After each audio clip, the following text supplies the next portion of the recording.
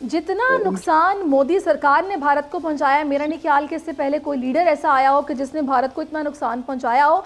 मैं आपकी तरफ राशिद साहब आऊँगी, कहिएगा आप मेरी बात से मुत्तफिक हैं। और दूसरा, जिस तरीके से भारत हमसाया ममालिक का इस्तेमाल करता है, स्पेशली मैं अफगानिस्तान की बात करूँगी कि सरपरस्ती दहशतगर्दी की ये लोग करते हैं लेकिन आलाकार उनको बनाया होता है, ये भी बहुत ख़तरनाक है। और इसमें हमारा जो स्टांस है जिस तरह का है, इसको आप किस तरह देख रहे हैं?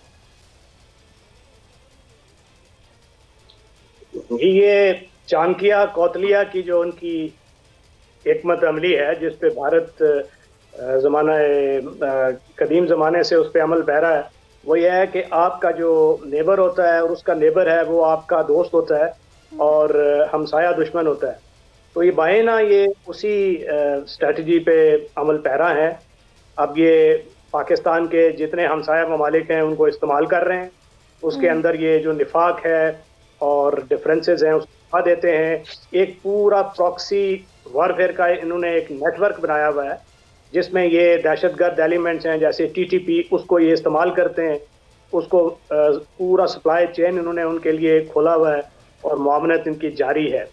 और यही काम ये बजरिया ईरान और बाकी जो हमारा ममालिक हैं कुछ मशरिक़ वस्ता में जो नादानिस्ता तौर पर उनकी टेरिटरी इस्तेमाल हो रही है, उनके जरिए भी ये एक इन्होंने दहशतगर्दी का नेटवर्क बनाया हुआ है जिससे ये स्लीपर सेल एक्टिवेट करते हैं पाकिस्तान में और उसके ज़रिए ये दहशतगर्दी की कार्रवाइयाँ करते हैं। तो ये तो उनकी पुरानी हिकमत अमली है और भारत के अंदर से भी इस हिकमत अमली पे अभी आहिस्ता आहिस्ता आवाज़ें उठना शुरू हो गई हैं।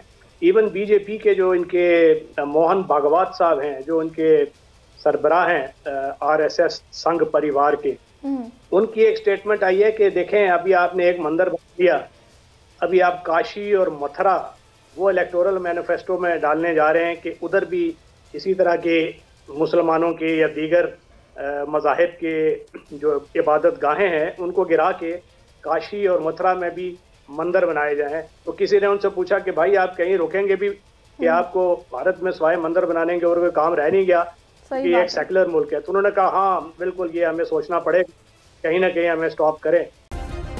सब्सक्राइब करें और बेल दबाएं ताकि कोई खबर रह न जाए।